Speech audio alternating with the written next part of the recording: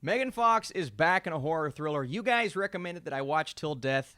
Let's talk about it. What is up, Flick fans? Welcome back to my channel. If you hear music playing in the background, there's a 4th of July party going on right out there. But you know what? I said I have to make a video. And today, we're going to review Till Death. This is a spoiler-free review. I need you guys in the comments down below. And let's get into it. So, a woman is left handcuffed to her dead husband as part of a sick revenge plot. Unable to unshackle, she has to survive as two killers arrive to finish her off. And one thing I loved about this film right off the bat is it's slowly proving to us that Megan Fox can handle her own, and she does such a great job from the opening scene on out. And while her character, in a way, at points throughout the film, makes decisions that I don't know if they were the best decision for her to make, she is in the midst of a panic because she is, like the summary says, handcuffed to her husband after he shoots himself. And that is a terrifying situation to be in, not only because of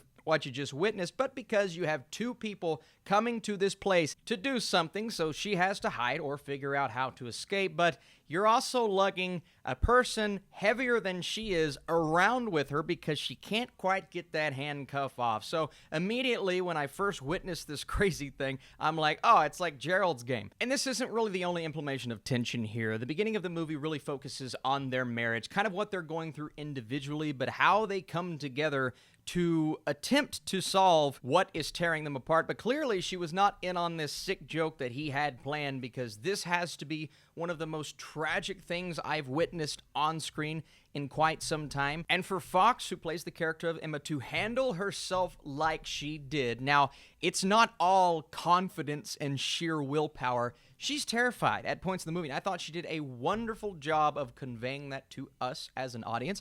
Fox did indeed make a comeback in this film, if you want to call it that. She is very good as this lead character. It is up to her, it's on her shoulders, to carry this movie through the tension, through the story that may be a bit formulaic because we've seen things like this before.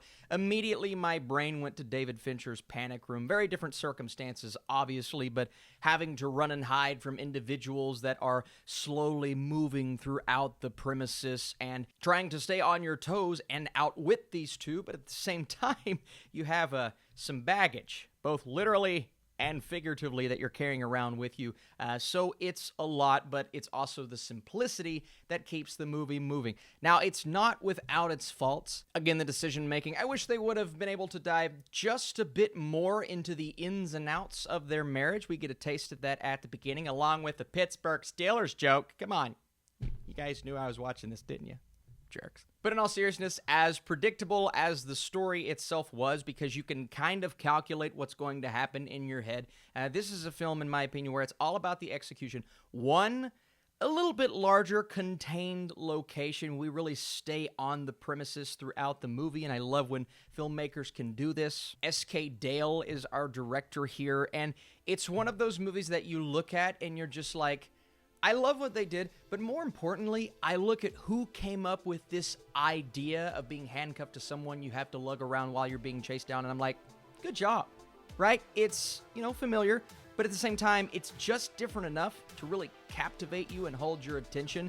And while it's not going to be everyone's cup of tea, absolutely, I enjoyed myself, and I had a good time with this movie. Before I give you my score, I hope you guys are having a wonderful 4th of July weekend, and if you want to drop this review a thumbs up, that would be awesome. Till Death is simple, but the slick direction and excellent performance from Fox manages to elevate the film. I'm going 70% with my score. I thought this was a good movie, and more importantly, better than what I expected it to be. I went into it like, okay, some people recommended this, but I walked out like, all right, it's actually a good movie. So thank you guys so much for watching this video. Let me know what review you would like to see from me next. It's going to be a busy week, but as always, I just appreciate you for being here, and if you're not subscribed, that would be fantastic. We're pushing to 100K. We can do it, kids. All right.